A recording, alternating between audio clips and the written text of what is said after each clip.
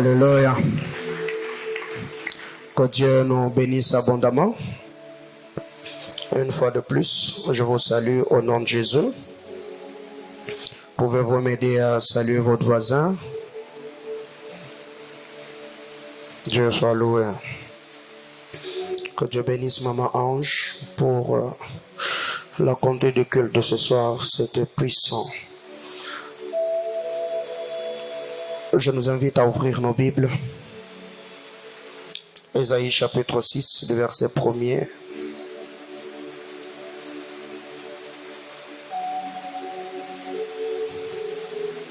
Le verset 1er au verset 9. Ésaïe 6, 1 à 9. Merci. Ésaïe 6, du 1er au 9e verset.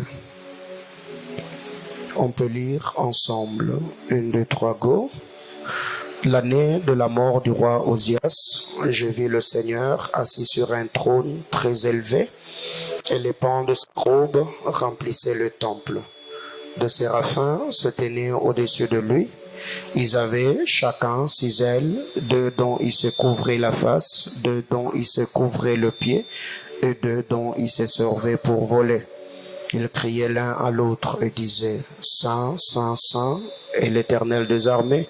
Toute la terre est pleine de sa gloire. Les portes furent ébranlées dans leur fondement par la voix qui retentissait, et la maison se remplit de fumée. Alors je dis: malheur à moi, je suis perdu, car je suis un homme dont les lèvres sont impures.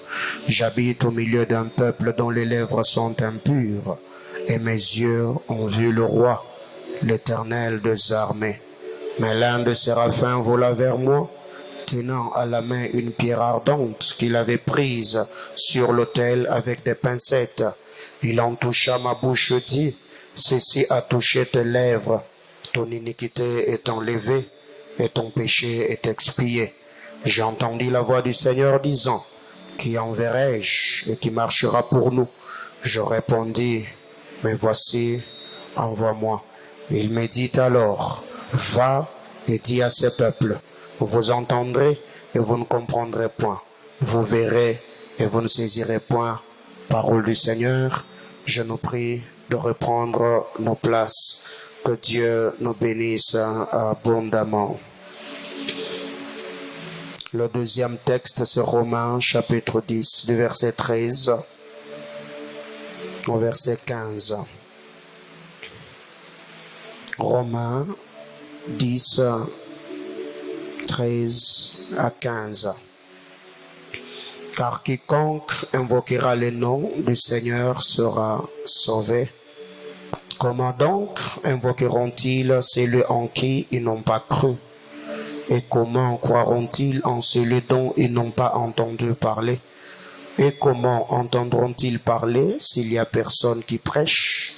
Et comment y aura-t-il de prédicateurs s'ils ne sont pas envoyés? Selon qu'il est écrit qu'ils sont beaux, le pied de ceux qui annoncent la paix, de ceux qui annoncent des bonnes nouvelles. Parole du Seigneur, que Dieu bénisse sa parole. Et une fois de plus, bien-aimés dans le Seigneur, je vous salue au nom de notre Seigneur Jésus-Christ. Que la paix de Dieu, qui surpasse toute mesure, garde vos cœurs en Christ Jésus. Nous saluons également tous les internautes. Que Dieu bénisse abondamment tous les bien-aimés frères et sœurs. Vous qui avez l'habitude de nous suivre, que Dieu vous bénisse une fois de plus. Nous bénissons le Seigneur pour votre disponibilité, pour la confiance manifestée à notre modeste personne. Ce que je vous demanderai ce soir, c'est de partager ce message, partager ce direct, partager cette vidéo, car je crois que par vous, nous pouvons atteindre des milliers de gens qui pourront être bénis par la parole de ce soir. Alléluia. Bien-aimés frères, ce soir, par la grâce de Dieu, je crois que Dieu a une parole particulière pour chacun d'entre nous ce soir. Pendant que j'étais en train de préparer ce moment, le Seigneur m'a visité aujourd'hui.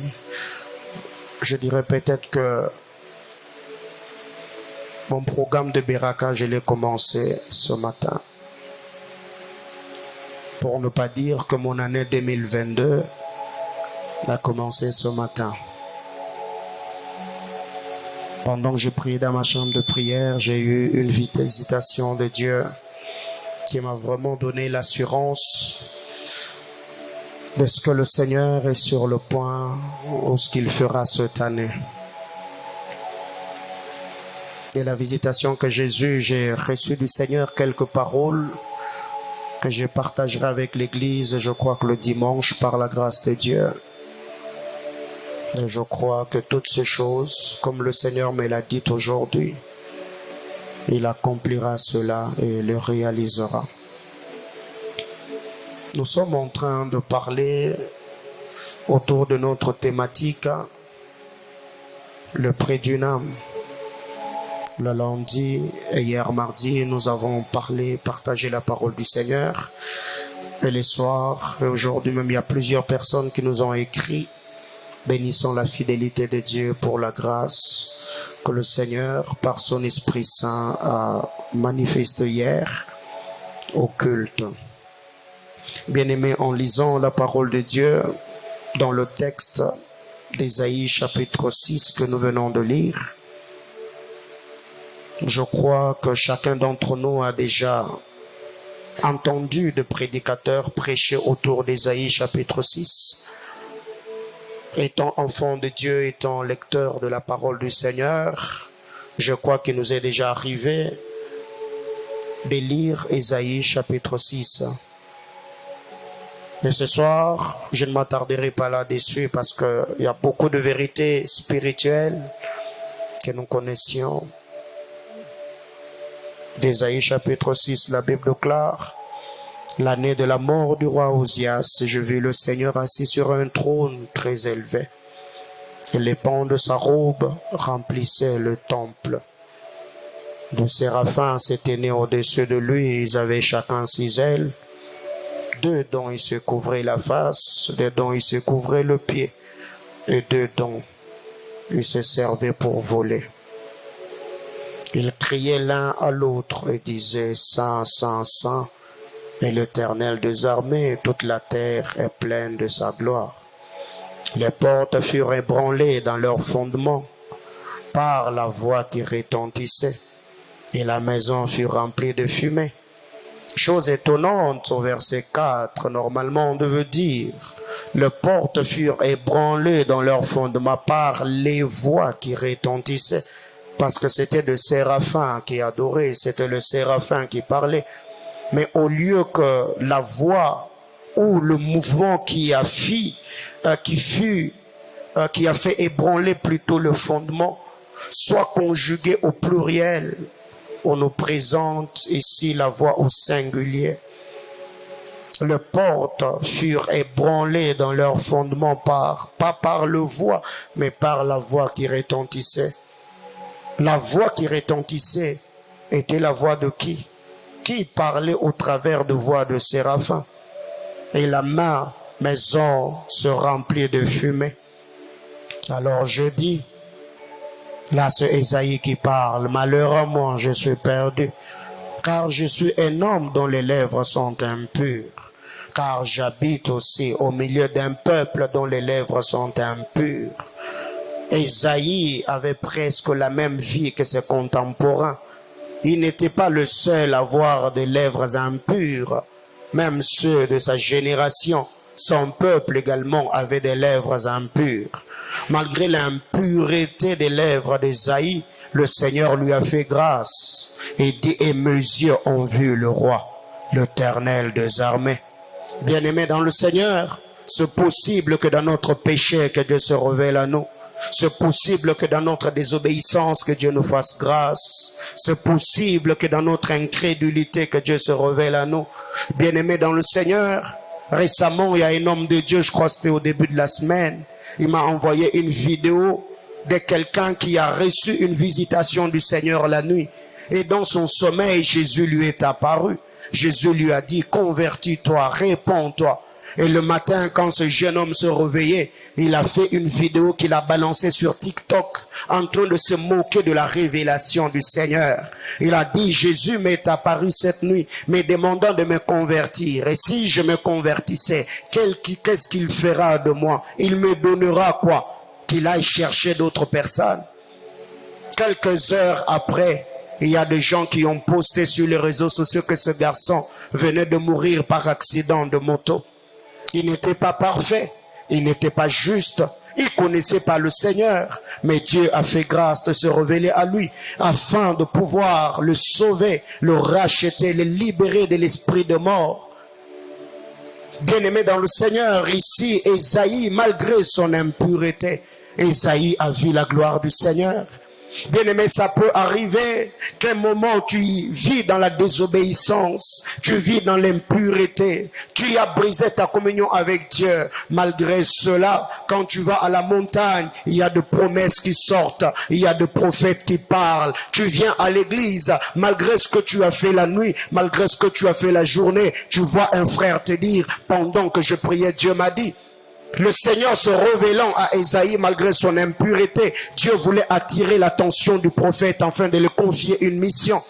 Bien aimé, il y a certaines personnes qui continuent à vivre dans l'incrédulité, qui continuent à désobéir à la parole de Dieu, qui sabotent et foutent la grâce de Dieu aux pieds, seulement parce qu'ils se disent, malgré ce que je suis en train de faire, malgré ma mauvaise vie, Dieu m'aime encore, Dieu me parle encore, je serai un grand homme. Bien aimé dans le Seigneur, quand Dieu se révèle à toi malgré ton impureté, dis-toi que j'ai trouvé grâce devant Dieu, dis-toi que c'est l'amour de Dieu qui est manifeste à ma personne, dis-toi que Dieu a une mission avec moi. Ésaïe, après avoir vu toutes ces visions glorieuses, Ésaïe se dit, malheur à moi, car j'ai vu le roi éternel des armées. Bien-aimé, le verset 6, pendant qu'au verset 5, Ésaïe était en train de se morfondre, pendant qu'Ésaïe était en train de se culpabiliser, se tordre de douleur. Pourquoi? Parce qu'il avait l'amertume dans l'âme. Il a vu la gloire de Dieu. Il a vu la sainteté de Dieu. Bien-aimés frères, les séraphins n'ont pas continué dans leur atmosphère de gloire. Ils étaient là, saints qu'ils étaient. Ils contemplaient la gloire de Dieu. Ils se disaient entre eux, saint, saint, saint est l'Éternel notre Dieu. Mais pour que Ésaïe entende la voix de Dieu, il a fallu qu'un des séraphins sorte dans cette atmosphère de gloire, puisse s'approcher auprès d'un homme dont les lèvres étaient impures. Bien-aimé, quand Osias meurt, la mort d'Osias permet à Ésaïe de voir la gloire de Dieu. Mais c'est quand un des séraphins accepte de sortir dans la ceinture de la gloire, s'approchant d'un homme impur, que Ésaïe pouvait entendre la voix de Dieu. Bien-aimés dans le Seigneur, nous devons, chacun d'entre nous, jouer très bien sa partition. Il y a de ces hommes de Dieu qui peuvent planter ou s'aimer la sémence à la parole dans le cœur. Mais toi, tu peux venir faire germer cette sémence par l'onction de la prière. La Bible déclare, Ésaïe était en train de se morfondre. Ésaïe s'est culpabilisé. Mais malgré sa culpabilité, un de séraphins n'a pas dit, moi je suis dans ce confort, moi je suis sauvé, moi je suis racheté, moi je suis saint. Je vois la gloire de Dieu de manière permanente. La Bible déclare, un de séraphins, il a volé. Un de séraphins vola vers moi. Vers qui? Séraphin, est-ce que tu ne comprends pas les principes du royaume? Séraphin, comment est-ce que tu peux arrêter d'adorer le Seigneur pour aller visiter un homme dont les lèvres sont impures? Bien-aimé dans le Seigneur, par moment, on n'arrive pas à gagner les âmes parce que nous sommes trop dans le quatre murs. On ne sait pas sortir de notre confort. Tout ne tourne que tout autour de nous. On se donne de révélations contre nous. On se donne de prophéties contre nous. On se donne de téquites contre nous. On se donne de réma contre nous. Alors qu'il suffit seulement qu'ils utilisent cette onction-là que tu libères au milieu de chrétiens dans la vie d'un seul païen. Il peut être touché par la puissance de Dieu et donner sa vie au Seigneur Jésus. Bien-aimés frères, la Bible déclare, un de séraphins vola vers moi. Vers qui? Vers un pécheur. Bien-aimé, aujourd'hui, on prétend tellement être saint que par moments, on veut sur notre témoignage, sur notre réputation. Bien-aimé frère, quand nous avons le fardeau des âmes, on n'a que faire de ce que les hommes vont dire. Quand vous regardez le bien-aimé Sauveur, il a dit, je ne suis pas venu pour ceux qui sont en bonne santé, je suis venu pour le malade. Il était traité en son temps, être celui qui vivait avec les hommes de mauvaise vie. Et vous vous souviendrez de cette histoire quand il est allé dans la maison de Simon le lépreux. La Bible déclare, Simon dans son cœur a jugé Jésus. Il a dit, si cet homme était un prophète, il allait avoir la révélation sur la femme qui est en train de pleurer à ses pieds. Mais ce que j'aime dans cette histoire, on l'appelle Simon le lépreux. Simon le lépreux. C'est que Simon avait souffert de la lèpre.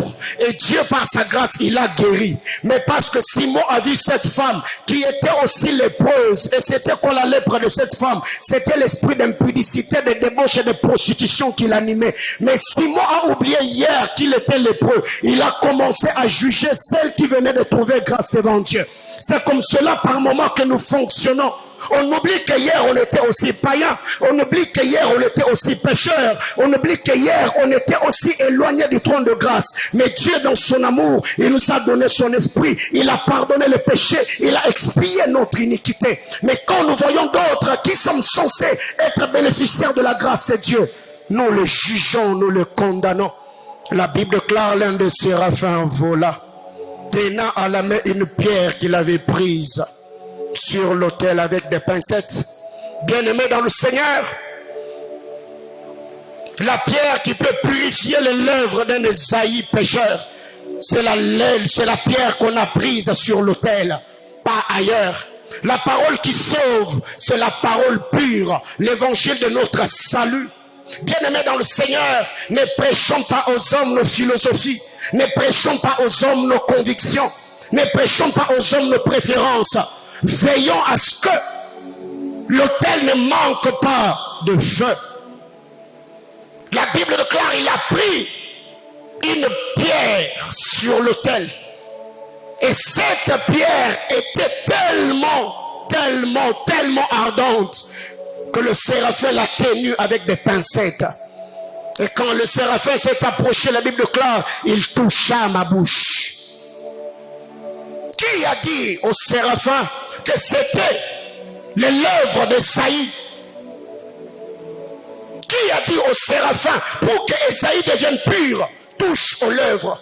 Bien-aimés dans le Seigneur, quand nous vivons dans l'atmosphère de la gloire de Dieu, nous n'avons pas besoin que certaines personnes nous racontent leurs péchés.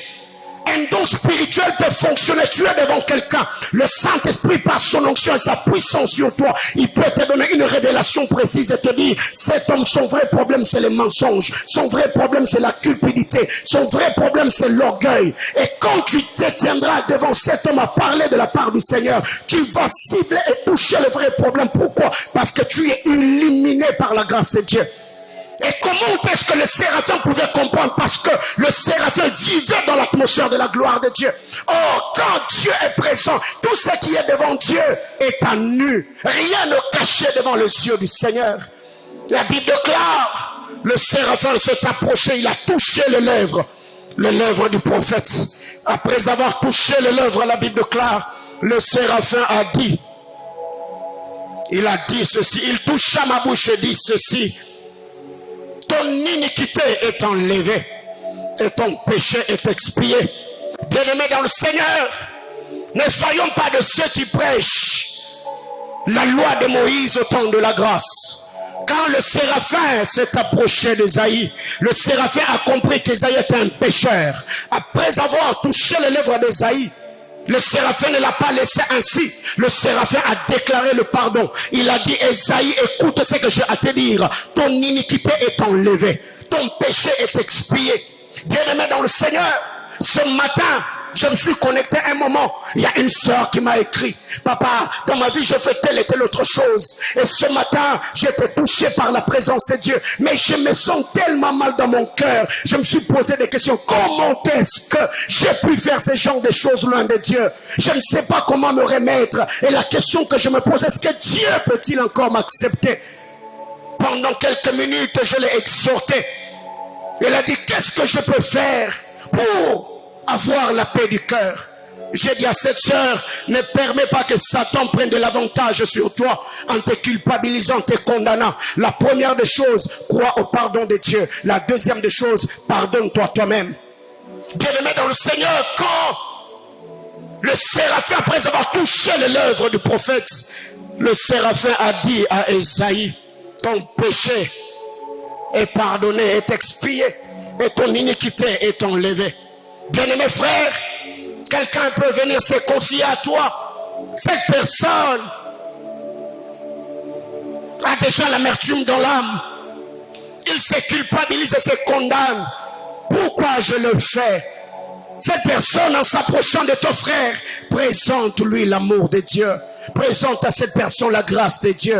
Et il y a d'autres personnes aujourd'hui au milieu de nous qui ne savent plus se repentir parce qu'ils ont seulement peur d'être jugés. Ils ont peur d'être condamnés, ils ont peur d'être blâmés, alors qu'ils pouvaient s'ouvrir et confesser facilement le péché. Après que le séraphin ait touché les lèvres du prophète, le séraphin a déclaré le pardon du péché. Il a dit, ton iniquité est enlevée, ton péché est expié. C'est après que le séraphin ait déclaré le péché, bien-aimés frères, que l'audition du prophète, oh God, la Bible déclare, j'ai entendu la voix du Seigneur. Pourquoi? Parce que l'oreille mort dans le cœur et dans l'âme du prophète ne lui permettait pas d'entendre la voix de Dieu. Il a fallu que Esaïe entende d'abord la voix du séraphin, afin que la voix de ce séraphin puisse également permettre à Esaïe d'entendre la voix de Dieu. Bien-aimés dans le Seigneur, c'est pour cette raison qu'en lisant la parole de Dieu, dans Romains chapitre 10, la Bible déclare, comment croiront-ils si personne ne prêche? Comment invoqueront-ils celui dont ils n'ont jamais entendu parler? Comment entendront-ils parler si personne ne prêche? Comment prêcheront-ils si personne n'est envoyé? Bien-aimés dans le Seigneur, vous devez savoir que les hommes, comme nous l'avons dit le lundi, le plus grand besoin de l'homme, c'est la présence de Dieu. Le plus grand besoin de l'homme, c'est la communion avec le Seigneur. Il a fallu qu'un séraphin puisse adoucir l'amertume dans l'âme du prophète en lui disant que ton péché est expié et ton iniquité est enlevée. Bien-aimé, il y a plusieurs personnes aujourd'hui qui se mordent de douleur. Il y a des gens qui ont l'amertume dans l'âme. Il y a des gens qui ont l'âme abattue. Pas parce qu'ils ont manqué, seulement parce qu'ils se voient indignes, pour ne pas dire sales devant Dieu.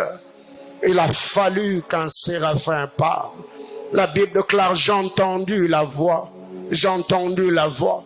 Aussi longtemps qu'il y avait personne qui était en contact avec Esaïe, Esaïe ne pouvait pas entendre la voix de Dieu. J'ai entendu la voix. J'ai entendu la voix du Seigneur disant, qui enverrai-je? Qui marchera pour nous? Bien-aimés frères, mais pourquoi cette question? Dieu, il y avait déjà des séraphins. Dieu pouvait parler aux séraphins et leur dire, je vous envoie. Dieu pouvait parler aux anges, aux archanges. Mais pourquoi Dieu avait besoin d'un homme aussi faible, faillible qu'Esaïe pour l'envoyer? Les séraphins, ce sont des esprits. Dieu ne sauve l'homme que par l'homme. Même pour que nous soyons sauvés, il a fallu que le Fils de Dieu prenne un corps humain et qu'il vive au milieu des hommes misérables afin de les sauver. Bien-aimés frères, Dieu n'a que toi pour sauver cette génération. Dieu n'a que toi pour sauver ceux qui vivent dans ton environnement. Dieu n'a que toi pour sauver tes contemporains. Mais si seulement on peut s'exposer à la sainte et glorieuse présence de Dieu. Comment croiront-ils? Comment croiront-ils?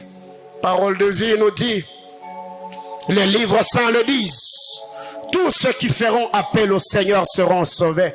Mais comment s'adresser au Seigneur si on ne croit pas en lui? Et comment croire au Seigneur si on n'a pas entendu parler de lui? Et comment entendre parler de lui si personne ne l'annonce? Et comment l'annoncer si personne n'est envoyé pour cela? Bien-aimés frères, la mission de gagner les âmes, ce n'est pas la mission de ceux sur qui repose l'onction ministérielle, l'onction de la parole. Non, c'est la mission de chaque chrétien. Bien-aimés frères, il y a des choses que nous devons faire, mais on est tellement préoccupé par nos propres besoins. Je l'ai dit ces jours-là, quand je suis venu dans cette ville, j'étais aussi jeune que ça. J'ai pris ce risque-là de venir à Lubumbashi. Je ne parlais pas swahili, je n'avais pas de famille, je n'avais pas d'amis, je n'avais pas de connaissances parce que j'avais l'appel de Dieu. Quelqu'un ce soir me dira, pasteur, moi je suis encore jeune, mais je ne suis pas aussi vieux que ça. Si seulement on peut comprendre ce que Dieu attend de nous, je crois que ceux qui sont autour de nous pourront voir la manifestation de la gloire de Dieu. Bien-aimés frères, l'évangélisation efficace, je le résume en ces deux choses. L'évangélisation efficace, ou pour évangéliser efficacement, il y a ces deux choses. 1. Parler de la personne à Jésus. Parler de la personne à Jésus. Autrement dit, parler des perdus à Jésus. Parler des perdus à Jésus. Qu'est-ce que j'appelle parler des perdus à Jésus? Si ce n'est pas l'intercession, c'est prier pour le perdu. C'est parler d'eux devant le trône de Dieu. Seigneur, sauve les homosexuels. Seigneur, sauve les lesbiennes. Seigneur, sauve ceux qui sont dans la Maïkari. Sauve ceux qui sont dans la Rose-Croix. Sauve le franc-maçon. Sauve le sorcier. Sauve le magicien. Bien-aimés frères, aujourd'hui l'Église a perdu l'esprit d'intercession. Bien-aimés, aujourd'hui, allez-y comprendre que dans nos cultes, nous prions avec ferveur quand seulement il s'agit de chasser les démons et couper les liens de nos familles. Bien-aimé frère, quelle est la dernière fois où tu as assisté à une conférence où on parlait sur la stratégie évangélique? La dernière fois, quelle est la dernière fois où tu t'es tenu devant Dieu pendant 1 heure? Tu n'as pas prié pour toi, tu n'as pas chassé les démons qui te combattent, tu n'as pas coupé les liens de ta famille, tu as prié seulement pour que Dieu sauve les âmes. La dernière fois. Quelle est la dernière fois où tu as gémi, tu as même jeûné, tu as refusé de prendre la bouffe parce que tu as tellement ce fardeau dans le cœur? Bien-aimé dans le Seigneur, l'intercession faisait la force de l'Église. Lisez les actes des apôtres. Ils passaient de sœurs et de sœurs dans la présence de Dieu en train de prier, en train de gémir. C'est ce qui faisait même la force de l'église autrefois. On n'avait pas de belles moquettes, on n'avait pas de belles chairs, on ne prêchait pas avec des iPads, on n'avait pas de caméra, mais l'église était forte, l'église était puissante, parce que ce qui était prioritaire pour nous, ce n'était pas aller en Europe, ce n'était pas rouler carrosse, ce n'était pas avoir de belles vestes, ce n'était pas avoir des comptes en banque blindés, mais c'était le salut des âmes. Bien-aimés dans le Seigneur, il est grand temps que nous puissions comprendre ces choses, que Jésus-Christ, si nous le confessons et nous le disons qu'il revient bientôt, il ne va pas venir pour nous prendre seulement nous, mais nous devons également gagner les âmes. Nous devons gagner les âmes. Nous devons annoncer la parole de Dieu. L'intercession. L'intercession. Priez pour le malade. Priez pour le perdu. Bien-aimés dans le Seigneur, même quand vous allez dans nos églises, dans nos groupes d'intercession, on est tellement préoccupé par nous-mêmes qu'on n'a même pas le fardeau de chercher le Seigneur pour les autres. Quelle est la dernière fois, toi qui es intercesseur de cette église, tu as prié dans ta maison pour ces genres de cultes et ces genres de messages? Tu n'as pas prié pour toi, mais tu as juste pris du temps, 1 heure, 2 heures, où tu as prié le Seigneur. Bien-aimés frères, tous ces jours, je passe tout mon temps dans ma chambre de prière. Je prie pas pour moi, je prie pour toi. Seigneur, cette année, bénis mon frère. Ceux qui veulent se marier, ceux qui ont des projets, Seigneur, visite-le. J'ai fait mon travail. Mais toi étant chrétien, quand tu te tiendras devant le trône de Dieu, à part être sauvé, quelle autre récompense tu auras? Bien-aimés frères, ne nous détournons pas de l'essentiel. Chasser les démons, oui. Couper les liens, oui. Renverser les autels, oui. Mais il y a des païens qui meurent. Deuxième chose. Premièrement, j'étais en train de dire, c'est de parler de la personne à Jésus. L'intercession. 2, c'est de parler de Jésus à la personne. L'évangélisation. 1, parler de la personne à Jésus. porter la personne en prière, ce que j'appelle l'intercession. 2, parler maintenant de Jésus à la personne pour qui l'on a prié, c'est ce que j'appelle l'évangélisation. Bien-aimés frères, quand vous lisez la parole de Dieu, il y a une chose, c'est que l'évangélisation efficace, pour évangéliser efficacement, ces deux choses doivent être réunies. Certes, il y a d'autres choses, on doit voir le moyen, on doit voir ceci, on doit voir cela. Mais la première des choses, c'est d'abord l'intercession. La deuxième des choses, l'esprit évangélique. Quand vous lisez la parole de Dieu, dans le temple, je suis dans Luc chapitre 2, la Bible déclare, Siméon avait reçu une promesse, qu'il n'allait pas mourir sans voir le Messie. Siméon attendait cela impatiemment. Mais à côté de Siméon, il y avait une dame qu'on appelait Anne, la prophétesse. Après avoir perdu son mari, Anne était restée au temple en train de prier. Elle intercédait pour l'accomplissement de la promesse. Et c'était quoi la promesse? La venue du Messie. Et le jour qu'on est amené Jésus au temple, Siméon n'était pas le seul à voir Jésus. La Bible déclare, en cette même heure-là, Anne, la prophétesse, est aussi arrivée. Elle a vu Jésus. Après, elle a là annoncé cela à d'autres personnes. Siméon qui avait reçu la promesse, quand il a reçu l'enfant entre ses mains, il a prié en disant, Seigneur, prends ton serviteur, car j'ai vu la gloire d'Israël. Mais celle qui priait pour l'accomplissement de la promesse, en l'intercession était attachée à l'esprit évangélique. Siméon, quand il reçoit l'enfant, il dit, il faut mieux que je meure parce que j'ai vu. Mais en la prophétesse, celle qui priait, après avoir vu Jésus, la Bible déclare, et elle alla annoncer, elle alla répondre. Bien-aimés frères, partout il y a l'esprit d'intercession, il y a l'esprit évangélique, parce que c'est dans l'intercession qu'on reçoit le fardeau, c'est dans l'intercession que l'on comprend les priorités de Dieu, c'est dans l'intercession qu'on peut comprendre les battements du cœur de Dieu. Bien-aimés frères, ce soir je vais partager avec nous pendant le temps qui me reste 6 méthodes efficaces qui peuvent te permettre d'aborder une âme. 6 méthodes. Et il y en a 20 pour ce soir, je vais partager avec nous 6. Si le temps va me permettre de parler de 6 choses, gloire à Dieu. Si le temps ne va pas me permettre demain, je vais revenir encore là-dessus. L'intercession et l'évangélisation. Bien-aimés frères, gagner une âme, c'est pas chose facile. Convertir une âme, c'est pas chose facile. Le diable travaille. Il garde la vérité captive. Il garde et maintient les hommes dans le ténèbre. C'est pour cette raison, quand Dieu appelle Paul, il lui a dit, je t'ai appelé du milieu de ce peuple et vers le païen. Je t'envoie vers le païen plutôt, afin que tu leur ouvres les yeux, qu'ils quittent les ténèbres à la lumière, de la puissance de Satan à la puissance de Dieu. Bien-aimés frères, arracher une âme de la gueule de Satan, c'est pas chose facile. Et pour cela, je commence avec la première des choses. Il faut chercher la plénitude du Saint-Esprit. Il faut chercher la plénitude de Dieu. Il faut avoir l'équipement spirituel. Actes des Apôtres, chapitre 4. Le verset 29 et le verset 30. Actes des Apôtres 4, 29 et 30.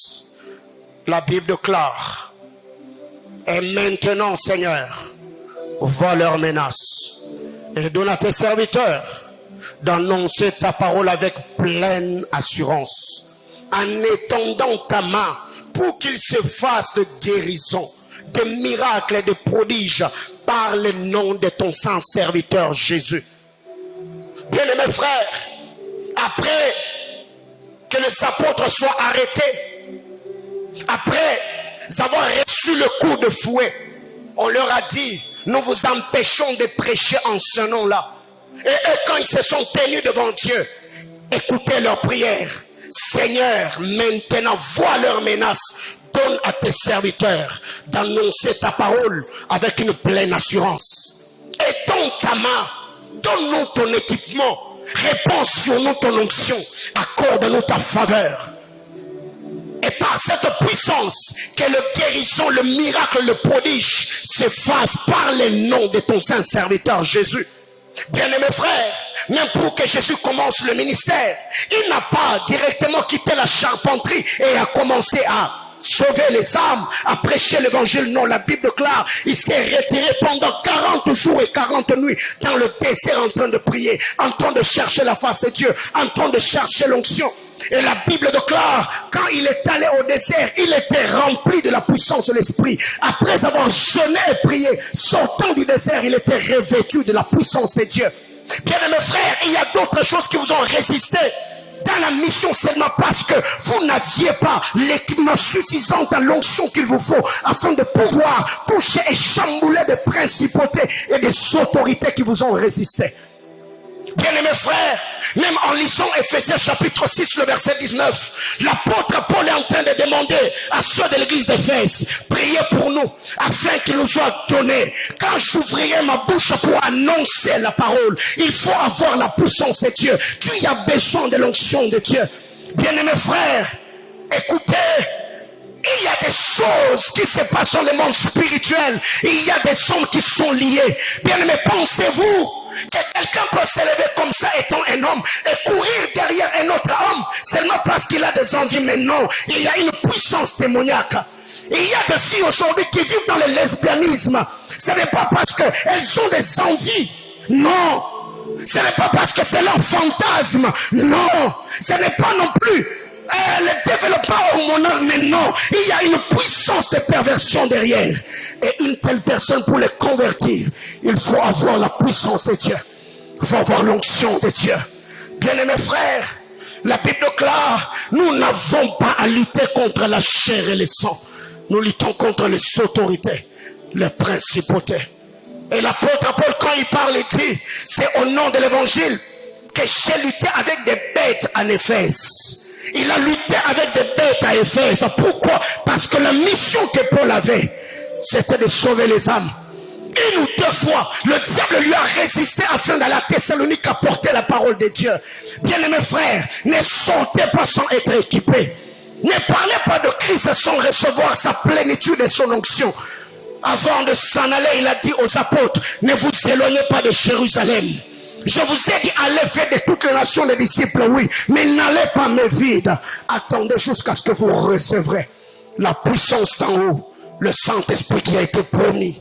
Bien-aimés frères, il est grand temps que nous puissions comprendre que les enjeux spirituels sont tout autres. Le diable est en train de multiplier de stratégies. Le diable et toute sa bande, le diable et toute sa cohorte, tous les esprits démoniaques et leurs machinations, ils sont en train de pervertir les âmes. Ce n'est pas par la bonne volonté, ni parce que nous parlons de gagner les âmes que tu dois sortir. Non, non, non, non. Avant de sortir, tiens-toi devant Dieu. Seigneur, équipe-moi. Seigneur, capacite-moi. Seigneur, ouais, moi, j'ai besoin de ta bonne main sur ma vie afin de pouvoir sauver de vie.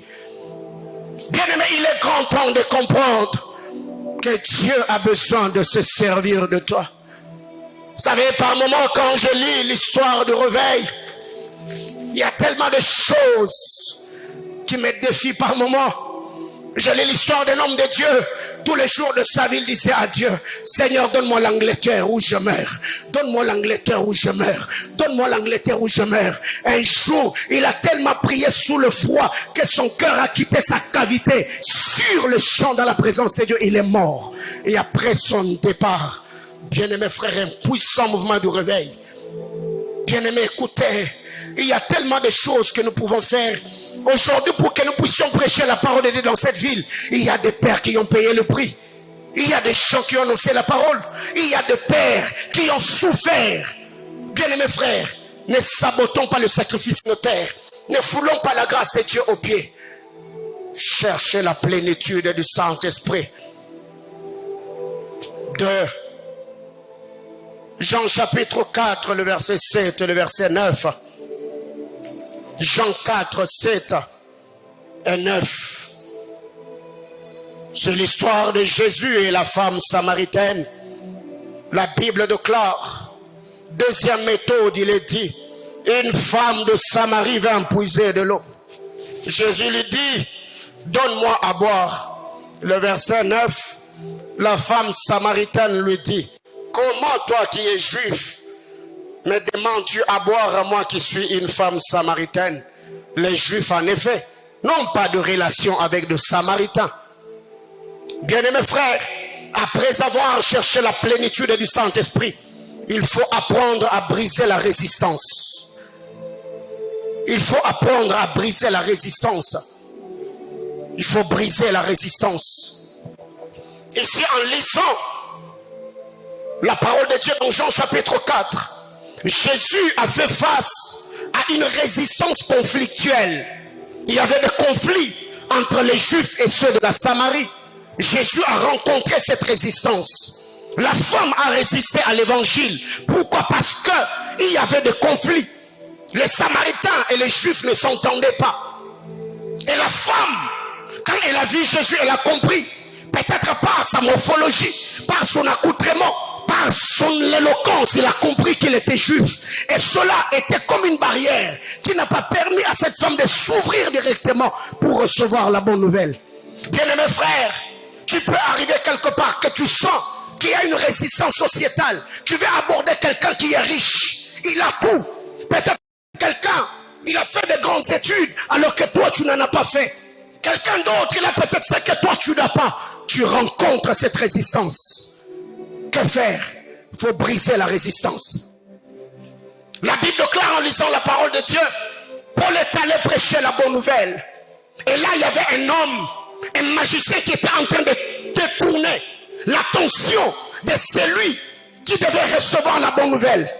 Paul a brisé la résistance en frappant d'aveuglement cet homme qui était en train de faire obstruction à la parole de Dieu, qui était en train de s'opposer au plan de Dieu. Bien-aimé dans le Seigneur, tu peux rencontrer une résistance politique. Tu rencontres la personne et il te dit, moi je suis de tel parti, toi tu es de tel parti. Tu peux rencontrer une résistance ethnique, une résistance tribale. Bien-aimé, que faire? Il faut comprendre que toi tu n'es pas là pour les tribus, pour la partie politique, pour le niveau d'études. Toi tu es là pour prêcher la parole de Dieu. Comment est-ce que tu as le courage de me demander de l'eau? Moi je suis samaritaine, toi tu es juif. Bien-aimés frères, il y a beaucoup de gens aujourd'hui qui étaient sortis pour annoncer la parole et on les a désorientés, on les a détournés de leur objectif et on est entré dans des débats stériles sans fin, ni tête ni queue. Non, moi je suis là pour que toi tu changes. Je ne suis pas là pour que tu me dises que moi je suis juif, toi tu es samaritain. Je le sais qu'il y a des conflits, mais moi je ne suis pas là pour ces choses. Et comment briser la résistance? Si c'est une résistance spirituelle, il faut élever ton esprit et t'opposer à la puissance qui s'oppose au plan de Dieu dans la vie de la personne. Si c'est une résistance conflictuelle, bien aimé, il faut apprendre à éviter cela. Je ne suis pas venu ici pour des débats. Non. Cette femme a résisté. Bien-aimés frères, il y a d'autres personnes qui n'ont pas pu gagner les autres. Tu peux rencontrer aussi une résistance ecclésiastique. Ouais. Tu veux gagner quelqu'un, il te dit non, mais vous êtes des gens des églises de réveil. Moi, je suis du néo-apostolique. Moi, je suis témoin de Jéhovah. Moi, je suis musulman. Moi, je suis catholique. Non, mais moi, je ne suis pas là. Je suis là pour qu'on puisse parler de la parole de Dieu. Et c'est ce qui arrive par moment. On rencontre certaines résistances parce que quand vous sortez, vous attaquez, vous condamnez. Vous irez en enfer. Et vous êtes ceci. Vous êtes cela. Mais non. Mais non. Ça va créer une résistance. Ces gens-là ne vont pas se convertir parce que chacun d'entre nous ne peut pas fléchir en sachant qu'on a touché à sa personnalité, on a touché à sa doctrine, on a touché à sa religion. Personne ne fléchira. Mais il faut apprendre à briser la résistance. Je ne suis pas là pour ça. Je ne suis pas là pour des débats ceci. Je ne suis pas là pour des débats. Moi, je suis là pour que l'on puisse partager la parole de Dieu. Troisième chose, il faut apprendre à susciter l'intérêt. Après avoir cherché la plénitude de l'esprit, après avoir brisé la résistance, il faut susciter l'intérêt. Jean chapitre 4, le verset 10, le verset 11, le verset 13 et le verset 15. La Bible déclare, Jésus lui répondit, Si tu connaissais le don de Dieu, et celui qui te dit, donne-moi à boire, tu lui aurais toi-même demandé à boire et t'aurais donné de l'eau vive. Seigneur, lui dit la femme, tu n'as rien pour puiser et le puits est profond. D'où aurais-tu cette eau vive? Es-tu plus grand que notre père Jacob, qui nous a donné ce puits et qui en a bu lui-même, ainsi que ce fils et son troupeau? Jésus lui répondit, quiconque boit de cette eau aura encore soif, mais celui qui boira de l'eau que je lui donnerai n'aura jamais soif, et l'eau que je lui donnerai deviendra en lui une source d'eau qui jaillira jusque dans la vie éternelle. Le verset 15. La femme lui dit, Seigneur, donne-moi cette eau, afin que je ne vienne et que je n'ai plus soif et que je ne vienne plus puiser ici. Jésus a brisé la résistance. Autre chose, il a suscité l'intérêt. Il a suscité l'intérêt en faisant voir à cette femme que l'eau que tu bois au puits de Jacob, cette eau ne va jamais étancher ta soif. C'est en buvant de cette eau que tu es allé de mari à mari, de mari à mari. Mais l'eau que moi je vais donner, cette eau-là jaillira en toi jusque dans la vie éternelle. Mais avant d'arriver là, Jésus dit ceci, si tu connaissais les dons de Dieu, et celui qui te demande de l'eau, c'est toi d'ailleurs qui devais me demander. Il a suscité l'intérêt de la femme. Bien-aimé dans le Seigneur, tout homme sur terre est égoïste. Tout homme s'attache à une chose qui lui donne des assurances et des garanties qu'il en tirera profit. Quand tu vas te tenir devant une âme, bien-aimé dans le Seigneur, cet homme-là, il est pauvre, cet homme-là est malade, cet homme-là, il a des dettes ça et là. Bien-aimé frère, au-delà de parler du salut, fais voir à la personne que Christ, du riche qu'il était, il s'était appauvri pour t'enrichir. Si tu donnes ta vie à Jésus, au-delà de la vie éternelle, Jésus va te guérir, Jésus va te libérer, Jésus va te délivrer de tous les liens qui te réclament. Il faut apprendre à susciter de l'intérêt. Bien-aimés frères, il y a aujourd'hui certaines personnes qui ont acheté certains produits seulement parce que l'agent marketeur a bien fait son travail. Il a bien présenté le produit, il a bien parlé de l'entreprise. Mais comment vous faites? Comment vous parlez de Jésus? Comment vous présentez-vous devant les hommes qui doivent recevoir Jésus? Bien-aimés frères, toi tu penses que c'est facile de changer un musulman, de quitter l'islam et venir dans le christianisme? Qu'est-ce qu'il doit trouver là-bas? Il faut susciter l'intérêt. Il faut faire voir à la personne la beauté d'être chrétien, la beauté d'avoir Jésus, les avantages liés à cet appel et cette vocation. Bien-aimés frères, parlez bien de Jésus, car ceux qui sont censés donner leur vie au Seigneur, cela dépend également de la manière dont vous avez parlé. Parlez de Jésus. Il y a certaines choses que tu n'achèteras jamais dans ta vie parce que c'est mal présenté. Qui d'entre nous ici, à moins que tu sois un irresponsable, pour acheter certaines choses qui sont étalées n'importe où et qui se vendent n'importe comment? Non. Jésus a dit à cette femme, si tu connaissais les dons de Dieu, c'est pas moi qui allais te demander de l'eau. C'est d'ailleurs toi qui allais me demander de l'eau. Et moi, j'allais te donner de l'eau vive. Parce que cette eau que tu bois n'étanchera jamais ta soif. Mais l'eau que moi, je vais te donner. Bien-aimés frères, Jésus a suscité la soif dans le cœur de cette femme. Et écoutez ce qu'elle dit au verset 15. Donne-moi de cette eau, afin que je n'aie plus soif. Bien-aimés frères, même si elle faisait des tours au puits de Jacob, cette femme avait un problème dans son cœur. Elle avait besoin que ces problèmes-là soient résolus. Elle avait besoin que ces problèmes-là soient traités. Alors le jour qu'elle a rencontré un homme qui l'a proposé d'étancher sa soif, elle n'a pas hésité de dire, donne-moi de cette eau. Bien-aimés frères, Jésus-Christ a béni. Jésus-Christ a enrichi. Jésus-Christ a guéri. Jésus-Christ a donné le mariage. Oui. Vous savez, à Kinshasa, j'ai reçu un témoignage. Un homme de Dieu est allé prêcher la parole d'un quartier de Kinshasa à Kingaba qu'on appelle Pakadjima. Il est allé prêcher la parole là-bas. Et là, il y a beaucoup de femmes libres qui vivent comme elles veulent. Elles sont là avec leurs enfants. Elles vivent de la prostitution en fait. Parce que ça passe en ligne. Et l'homme de Dieu est allé là-bas. Il a dit à cette femme, donnez vos vies à Jésus. Et Jésus va prendre soin de vous. Bien-aimés frères, là aussi c'est l'évangile mal présenté. Ce qu'il devait faire, c'était d'abord de présenter la parole de Dieu. Et que ces femmes donnent leur vie au Seigneur. Mais lui, il n'a pas fait le travail de fond. Il a voulu juste embellir la forme. En disant à ces femmes, donnez vos vies au Jésus. Et Jésus va prendre soin de vous. Jésus va vous nourrir.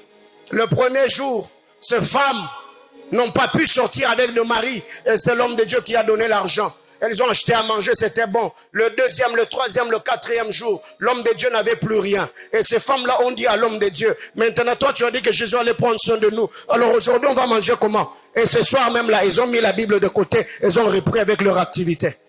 Bien-aimés frères, nous ne sortons pas pour présenter aux hommes seulement la richesse que donne le Seigneur, le salut que donne le Seigneur, non, la délivrance que donne le Seigneur, non, mais la première des choses, le salut d'abord, le salut de l'âme, le pardon de péché, l'expiation du péché, c'est ce que nous devons présenter. Nous devons apprendre à susciter de l'intérêt. Bien, mes frères, c'est pour cette raison, quand vous sortez pour évangéliser, frère, ce n'est pas un péché que d'être en costard. Tu mets une belle veste, une belle cravate, parce que la présentation compte. Comment est-ce que tu peux dire à quelqu'un que Jésus enrichit, alors que toi-même tu as une chaussure trouée? Alléluia. Oui, quand tu veux susciter l'intérêt, regardez tous les agents marketeurs, ils sont très bien habillés. Ils ont une certaine éloquence parce que sur terrain, on peut rencontrer des hommes d'une certaine classe. Alors on doit être prêt à défendre, pas seulement le produit, mais aussi l'entreprise. Quatrième chose, il faut avoir une transmission stratégique. 1. La plénitude de l'esprit. 2. Il faut briser la résistance. 3. Susciter l'intérêt. 4. La transmission stratégique. Jean chapitre 4, le verset 16, le verset 17 et le verset 18. Le verset 16, la Bible clare. Jésus lui dit, appelle ton mari et viens ici. La femme lui répondit, je n'ai point de mari. Jésus lui dit, tu as eu raison de dire cela.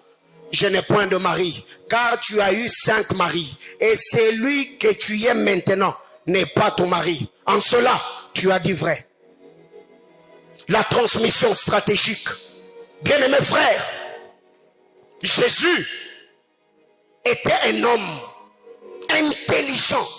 Il respectait certains principes managériels que d'autres personnes utilisent aujourd'hui dans le management. Quand Jésus arrive, Jésus savait déjà que cette femme, elle était prostituée. Elle vivait dans la débauche et la prostitution. Jésus directement pouvait dire, mais écoutez madame, moi je te demande de l'autre, toi tu me sabotes, toi tu ne sais pas que toi tu es la prostituée.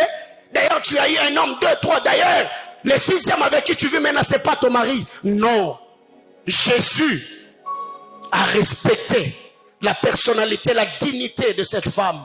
Jésus lui dit, va m'appeler ton mari. Elle dit, non, je n'ai pas de mari. Jésus dit, oui, tu as dit vrai. Parce que dans ta vie, tu en as eu 5. D'ailleurs, la personne avec qui tu vis maintenant, ce n'est pas ton mari. Bien-aimé dans le Seigneur, l'onction prophétique ne doit pas faire de nous des impolis spirituels. L'onction prophétique ne doit pas faire de nous des gens qui vont manquer du respect aux gens. Mais non, même Gabriel, quand il est arrivé chez Marie, Gabriel vit au ciel. Quand il est arrivé chez Marie, il a respecté le protocole. Il a dit, je vous salue Marie. La transmission stratégique.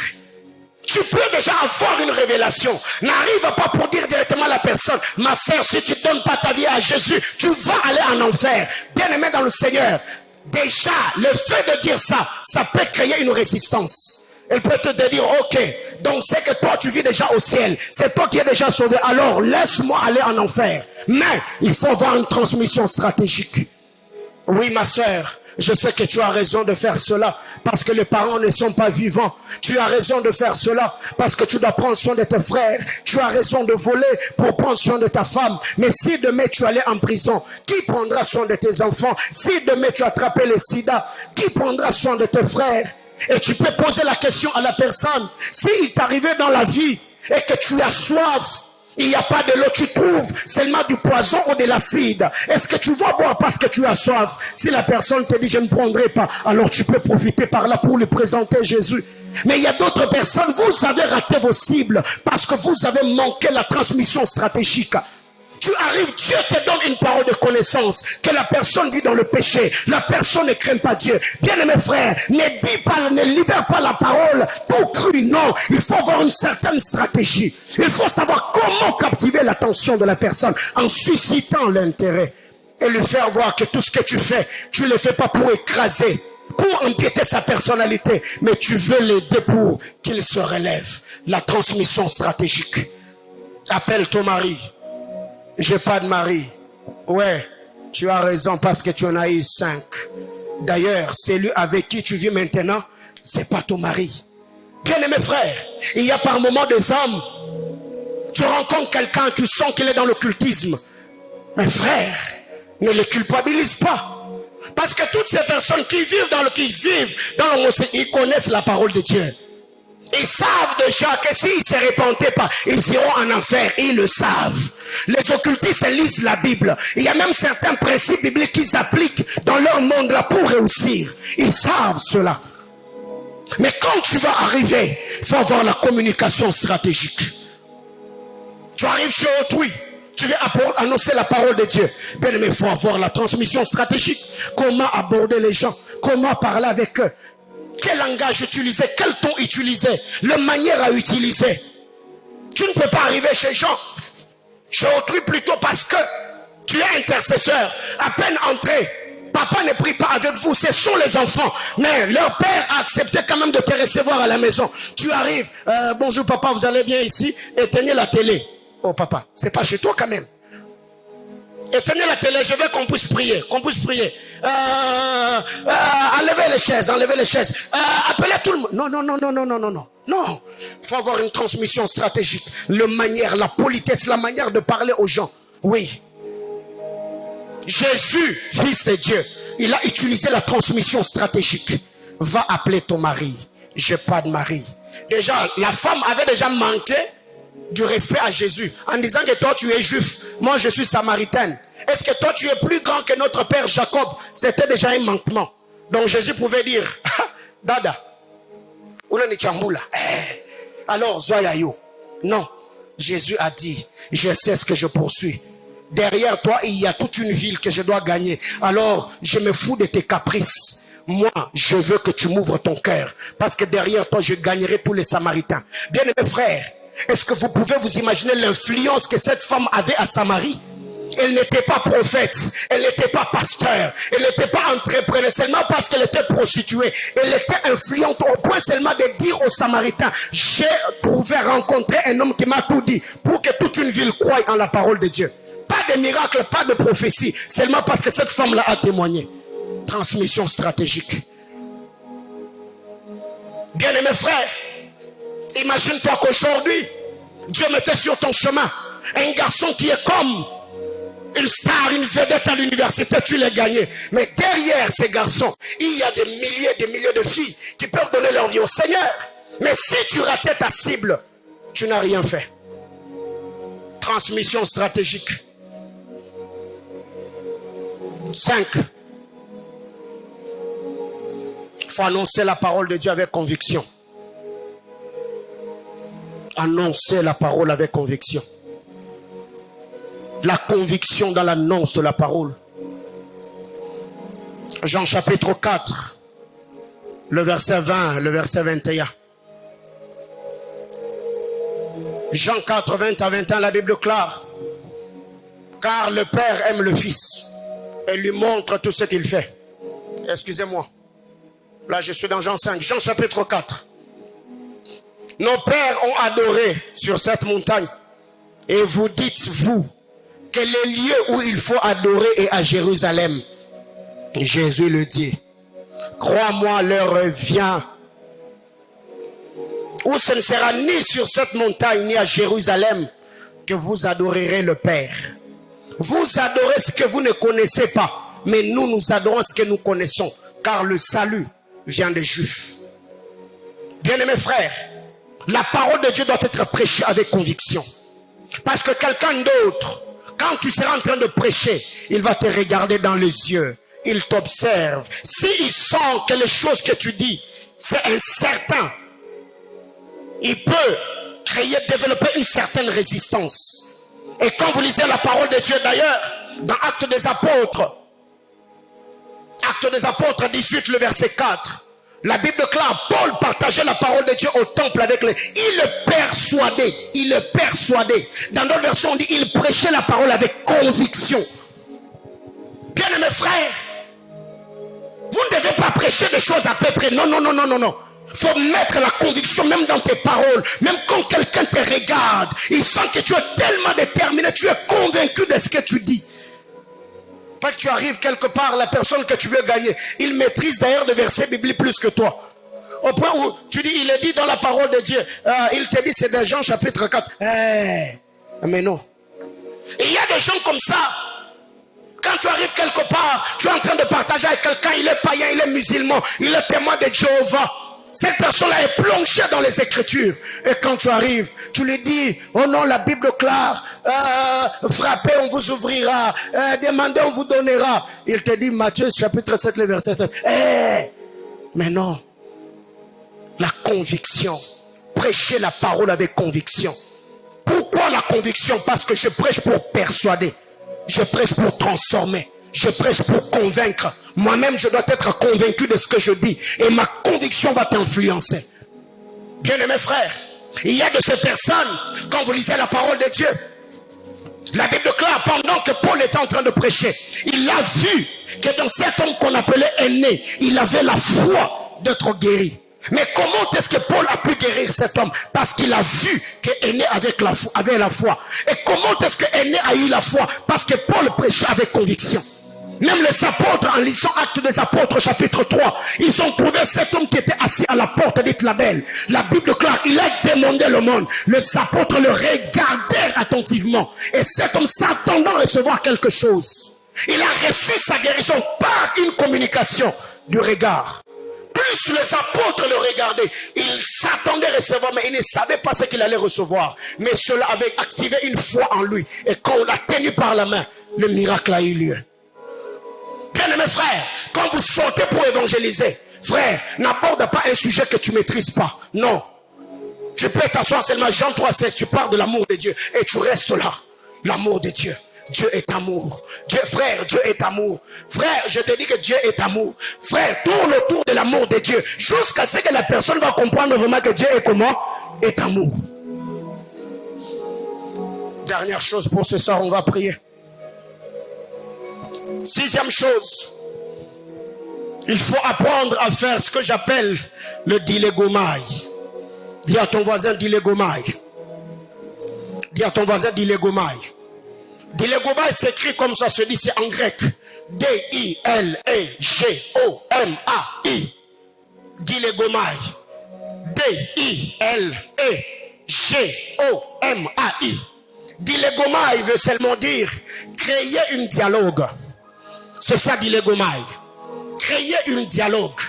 Romains chapitre 6. Romains 6, le premier et le deuxième verset. Romains 6, le premier et le deuxième verset. La Bible déclare. Que dirons-nous donc? Demeurions-nous dans le péché afin que la grâce abonde? Loin de là.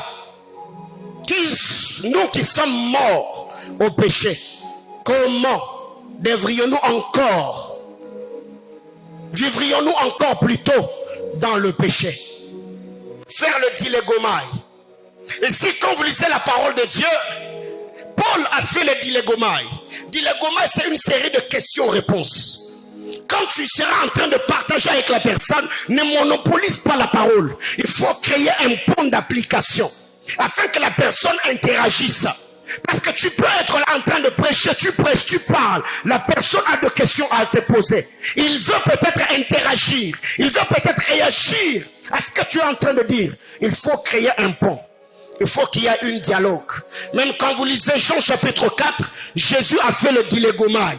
Il a créé un pont d'application entre lui et la femme. Ils étaient en train de changer autour d'un sujet. Donne-moi à boire. tu es samaritain. Moi, tu es juif, moi, je suis samaritaine. Oui, nos pères ont adoré sur cette montagne. Il y avait le dilégomai. Bien aimé dans le Seigneur, le dilégomai, c'est créer un dialogue, une conversation. Où quand tu arrives, tu prêches la parole de Dieu. Et tu laisses aussi le temps à la personne de s'exprimer. Parce que toi, tu peux être là. Tu prêches, tu prêches, tu prêches, tu prêches. Tu parles, tu parles, tu parles. La personne te regarde. Il y a peut-être d'autres silences d'acceptation. Il y a d'autres silences de rejet et de sabotage. Tu as tellement parlé. Toi, tu penses que tout ce que tu as dit là, c'est entré. En fait, il est resté calme pour seulement te dire fini et part. Mais si tu crées, il y a le dilégomai. Tu peux même checker le niveau, la maturité de la personne. Et tu peux même comprendre par le question. Il peut t'ouvrir une brèche. Tu entres par là. Et tu te dis, waouh, le vrai problème de cette personne, c'est ça. Il y a d'autres personnes aujourd'hui qui prient pas. Pas parce qu'ils sont seulement païens, parce qu'ils sont incrédules. Mais peut-être sa mère est décédée. La personne a grandi avec sa marâtre qui était chrétienne. Cette fille, ces garçons, on l'a tellement fait souffrir. Alors pour lui, quand on parle de la chrétienté, il voit la haine, la méchanceté, le mauvais traitement. Et quand tu arrives, tu ne crées pas le dilégomai. La personne ne te parlera pas pour te dire, si tu me vois dans cet état, c'est parce que mon père est décédé. On a grandi peut-être chez un oncle. L'oncle m'avait violé. Et depuis lors, j'ai pris la décision de faire souffrir les hommes. C'est par le dilégomai que tu peux comprendre le vrai problème de la personne en fait. Tu te dis, waouh, donc la source de son incrédulité, c'est telle et telle autre chose. Bien-aimés frères, gagner une âme, c'est pas chose facile. Alors qu'est-ce qui arrive aujourd'hui? La volonté de gagner les âmes, nous les avons. Mais nous n'avons pas l'équipement. Nous n'avons pas été enseignés. Et tous les gagnants d'âmes de l'église, utilisez ces méthodes. Vous verrez comment vous aurez des résultats lors de chacune de vos sorties. Vous verrez comment la manifestation de la gloire de Dieu va vous accompagner. Vous pouvez avoir l'onction, vous pouvez être équipé spirituellement, mais il y a certaines méthodes qui peuvent vous aider et qui peuvent vous faciliter la tâche. Pendant que vous serez en train de gagner les âmes sur terrain. Bien-aimés dans le Seigneur, pour ce soir, je m'arrête là. J'aimerais dire ceci à l'église. Priez sans évangéliser, c'est un déséquilibre. Et évangéliser sans intercéder, c'est aussi un déséquilibre. Alors que faire? Cherchons la plénitude de l'esprit. Brisons la résistance. Suscitons l'intérêt. Ayons une transmission stratégique. Annonçons la parole avec conviction. Puis, le dernier point pour ce soir, faisons le dilégomai. Vous verrez que ces personnes, tu peux être là en train de parler, en train d'annoncer l'évangile, parce que tu es rempli de l'esprit, parce que tu sais briser la résistance, parce que tu as suscité l'intérêt, parce que tu as une communication stratégique, parce que tu peux prêcher la parole avec conviction, parce que tu as fait le dilégomai. La personne peut fondre en larmes. Pendant que tu seras en train de parler, le larme peut commencer à couler de ses yeux. Comment tu as fait? Non, c'est Jésus-Christ qui a parlé à son cœur. Il y a plusieurs personnes qui m'ont écrit depuis qu'on a commencé ces assises. Waouh, papa, vous avez parlé à mon cœur. Mais avant de parler du haut de cet hôtel, j'ai prié pour ton cœur dans ma chambre. Seigneur, que l'enseignement de ce soir, que les gens me comprennent, que l'église comprenne, que l'église soit bénie, qu'il n'y ait pas de résistance. Et tu verras comment la grâce de Dieu se manifestera dans ta vie. Que Dieu nous bénisse abondamment.